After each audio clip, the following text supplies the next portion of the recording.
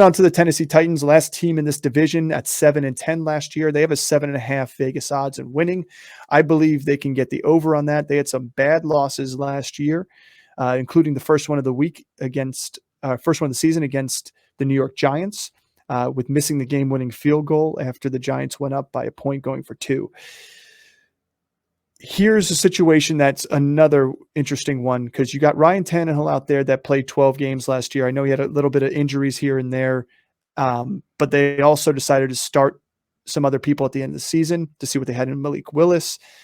I'm interested to see what goes on in the situation if it starts to tailspin for the Tennessee Titans. I don't suspect it being, because they still have plenty of good elite weapons on this offense.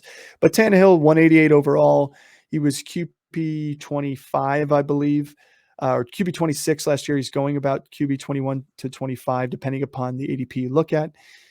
2,500 yards in 12 games, 13 touchdowns. He had 2 rushing touchdowns. He's still somebody who's going to get the ball out of his hands and get to players. But they were 11th in rushing attempts last year, 13th in rushing yardage last year. They were 3rd least in passing attempts and 4th least in passing yardage. That's the reason I'm staying away from Tannehill. The only thing that's changed is they added a true wide receiver 1 to their team, which should increase that. But to go from 3rd worst to 3rd best is not going to happen. So I'm sticking with the wide receivers and running backs if I'm drafting anybody from this team. We lost you for a second. You're back. So Tannehill's another guy he's a game manager, solid player. He's just not as efficient and not as good as a game manager as someone like Jimmy Garoppolo. So let's talk about Derrick Henry. ADP 20 overall, RB6. He's still not getting the love. We have him in our top 5. What's the earliest in the first round you'd be drafting him in a draft? 5th, 6th, 5th overall. 5th, 6th. 20th overall is ridiculous. It's so bad. Yeah, 20th overall, it's ridiculous. Like, how? I get, like, if you're in PPR leagues, whatever, this guy is going to have 300 rushing yards.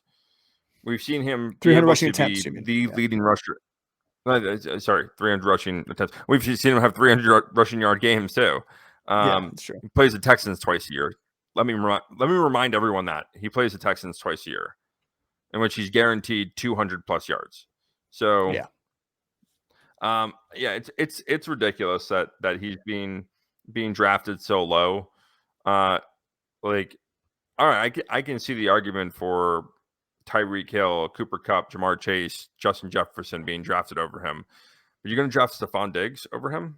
You're going to draft A.J. Brown over him? You're going to draft CeeDee Lamb over him? Guys, this is why you lose weeks. Right? Well, let me remind you, he was RB3 last year with 1,500 yards and 13 touchdowns.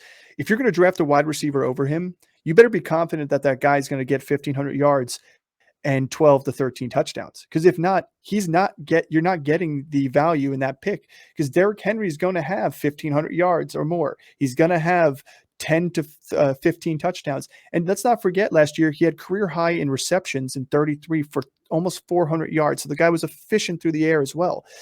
I just don't see how you would not take him in the top 5 picks. Yeah. It's guaranteed touches.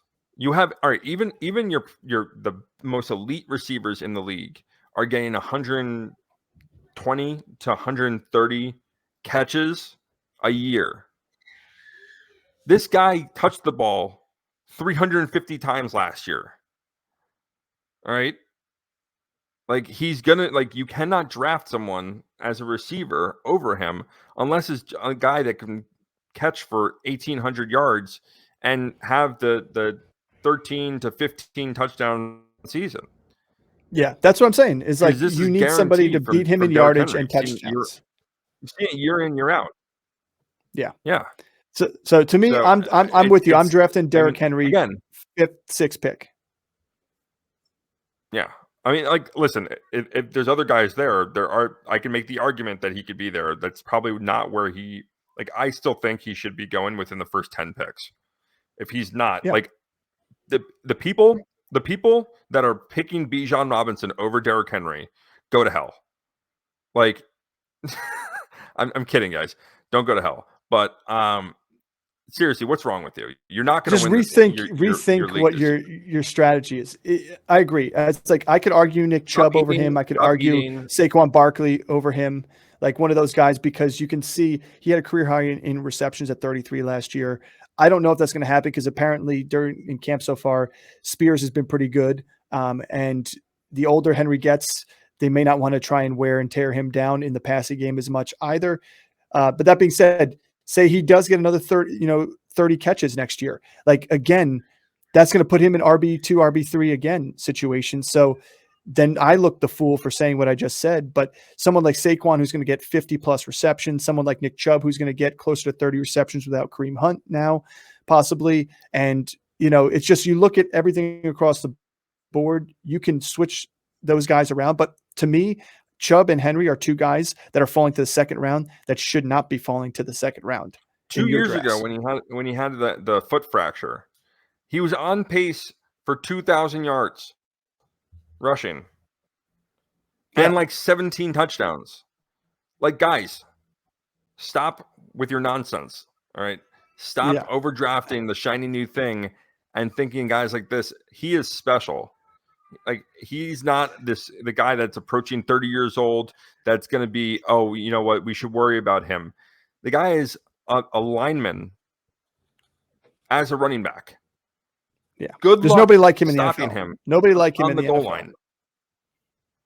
So let's move on from Henry. I love Henry. I'm drafting at the third pick. So, again, one of those things that I'm looking at is, say if Christian McCaffrey and Justin Jefferson go before me, you get a choice between Henry, Eckler, Chubb, Saquon, Kupp, Chase, like all these different guys. And it's going to be who's going to, like, I don't think you could go wrong with any of the picks. Let me just tell you that there. Like, but at the end of the day, I don't think Saquon should be in that argument. Let me just say that. I'm saying the potential, because we're arguing too, is like, we're saying that Eckler's going to get 18 touchdowns again plus this year, and he's never rushed for 1,000. Like, you can make your argument across the board. Yeah. And Saquon was running back 2 overall, and he's done that too. He's never rushed for over 1,300. He did last year. So, barely. I mean, yeah, he rushed for over 1,300 last year. So anyway, regardless, we're talking about Henry and the Titans. You can pick, you won't be wrong not picking him there, but if you are at that like middle of the pack, end of the first round, and you're going with someone like you said, Devontae Adams, or you're going with a Stephon Diggs, or you're going with, one of these other running backs. I mean, why when Henry's sitting there for you? So, hey, he did it. So D-Hop gets traded to this team, or gets picked up in free agency to his team after the Cardinals cut him.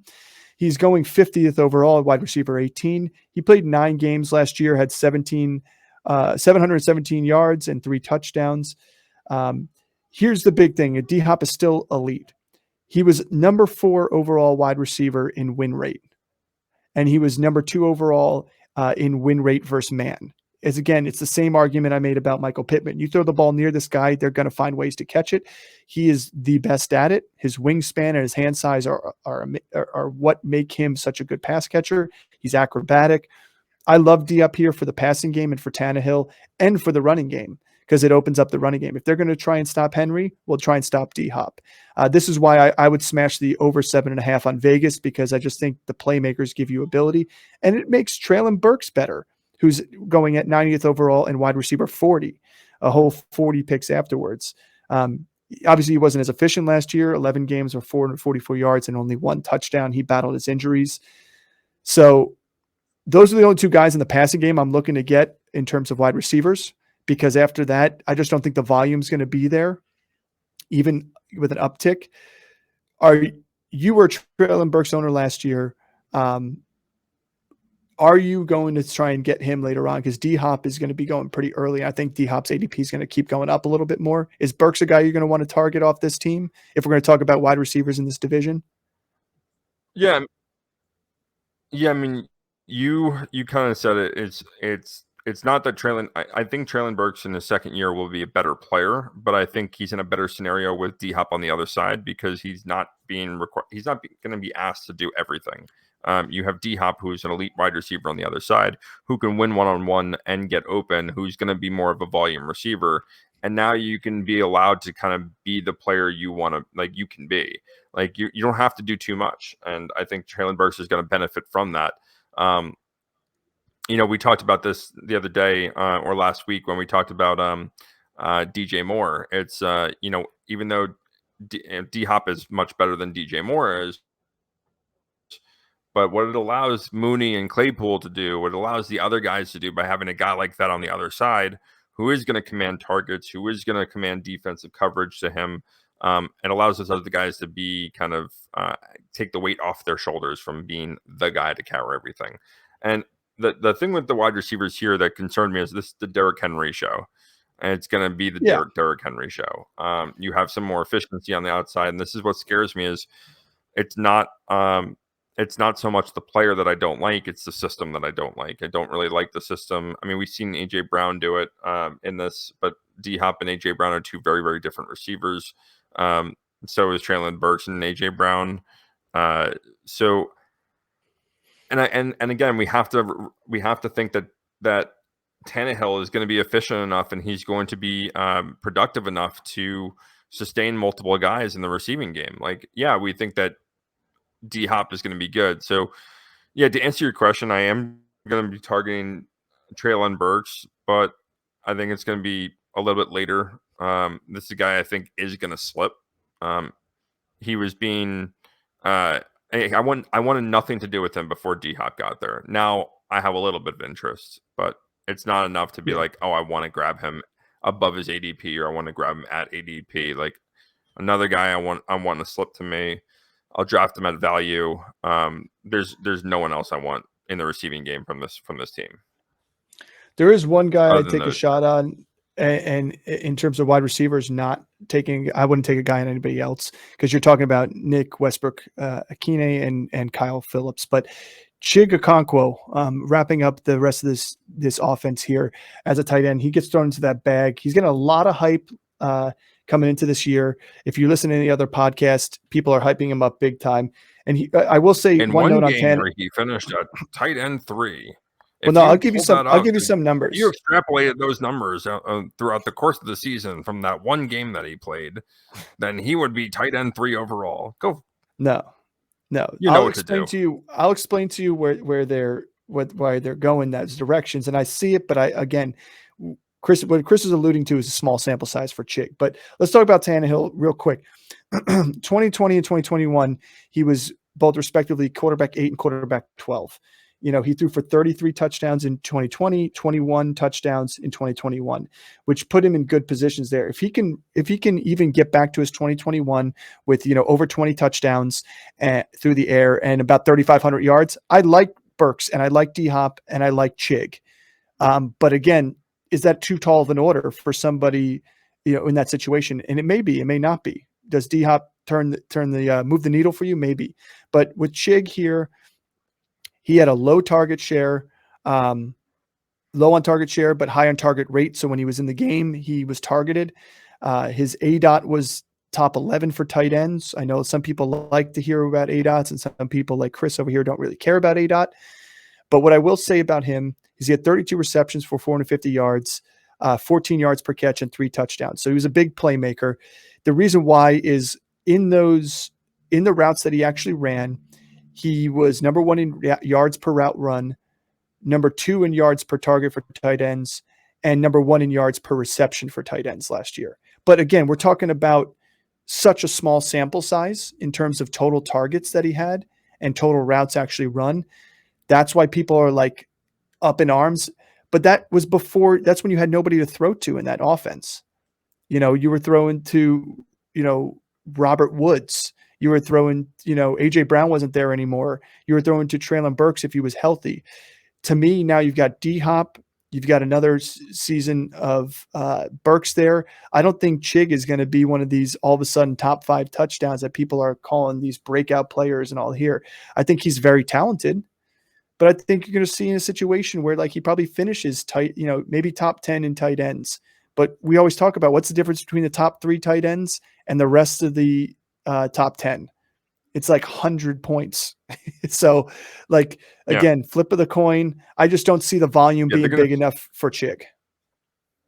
They're going to skew numbers. Exactly. Like he had 32 receptions last year, and people want to argue, oh, he only started in like, 6 games or 8 games. It's like there was no one there last year. And just to refer back to your point with Tannehill in 2021, when he had his best passing season there, right? So AJ Brown was there.